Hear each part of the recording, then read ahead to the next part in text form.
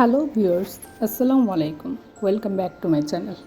আজ আপনাদের সাথে শেয়ার করব কাঁচা টমেটো কিভাবে ফ্রোজেন করতে হয়। এই পদ্ধতিতে ফ্রোজেন করলে আপনারা বছরের পর বছর টমেটোগুলো রেখে খেতে পারবেন। পুরো বছরের জন্য টমেটো ফ্রোজেন করতে চাইলে প্রথমে কাঁচা টমেটোগুলো নিয়ে খুব ভালোভাবে ধুয়ে নিতে হবে। ফ্রোজেন করার পর টমেটোগুলোকে ভালোভাবে ধোয়া যায় না।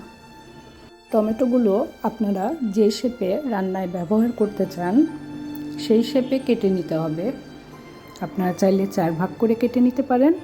আমি এখানে আরও ছোট করে নিচ্ছি। আমি যে শেপে রান্নায় ব্যবহার করব সেই শেপেই কেটে নিচ্ছি।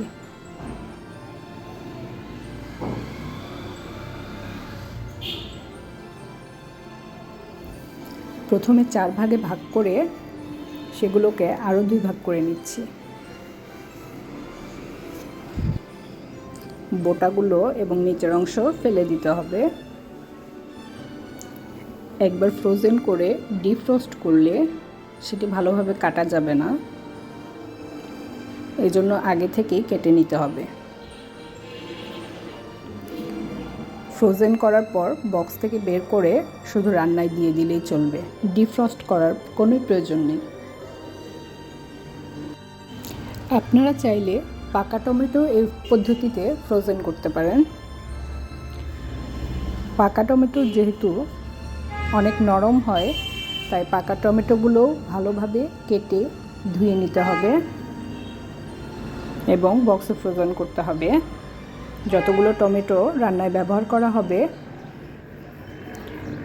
সরাসরি বরফ থেকে নিয়ে রান্নায় দিতে হবে।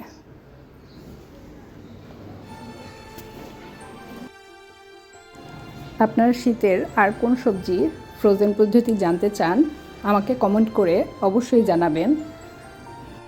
বাঁধাকপি কিভাবে ফ্রোজেন করবেন এই পদ্ধতি আমার চ্যানেলে দেওয়া আছে, আপনারা চাইলে দেখে নিতে পারেন আমার চ্যানেল থেকে। বাঁধাকপিও সংরক্ষণ করে আপনারা সারা বছর খেতে পারবেন।